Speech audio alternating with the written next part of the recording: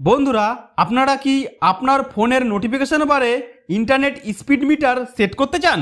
আপনারা কি জানতে চান যে আমরা কিভাবে ফোনে ইন্টারনেট স্পিড মিটার সেট করতে পারি?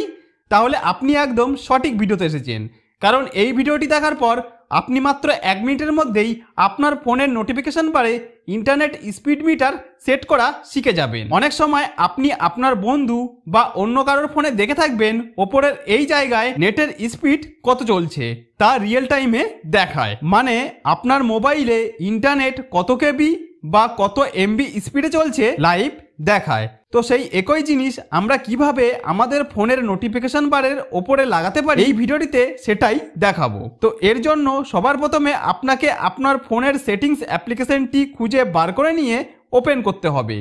তো মোবাইলের সেটিংস অ্যাপ্লিকেশনটি ওপেন করে নেবার পর এই পেজে এইভাবে নিচের দিকে আসতে থাকলে এখানে অনেকগুলি অপশনের মধ্যে নোটিফিকেশন অ্যান্ড স্ট্যাটাস বার নামে একটি অপশন দেখতে পাবেন, এখানে ক্লিক করতে হবে। তারপর এরকম পেজ আসলে এখানে আপনি স্ট্যাটাস বার নামে একটি অপশন দেখতে পাবেন, এখানে ক্লিক করতে হবে। এরপর এরকম পেজ আসলে এখানে ডিসপ্লে রিয়েল টাইম নেটওয়ার্ক নামে একটি অপশন দেখতে পাবেন, এটি অফ অবস্থায় থাকবে। তো এই অপশনটিকে শুধু আপনাদেরকে এইভাবে অন করে দিতে হবে। তো যখনই আপনারা এই অপশনটিকে অন করে দেবেন সাথে সাথে ওপরে আপনার ইন্টারনেট স্পিড দেখাতে শুরু করবে।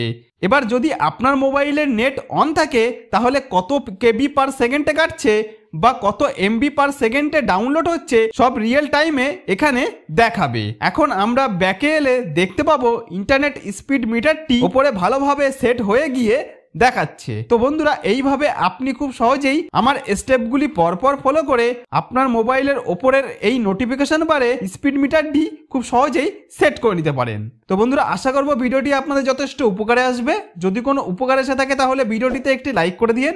আর আপনি যদি আমার চ্যানেলে নতুন হয়ে থাকেন তাহলে আমার এই চ্যানেলটিকে সাবস্ক্রাইব করে বেল আইকনটিকে অন করে রাখুন এই ধরনের নতুন নতুন ভিডিও পাওয়ার জন্য।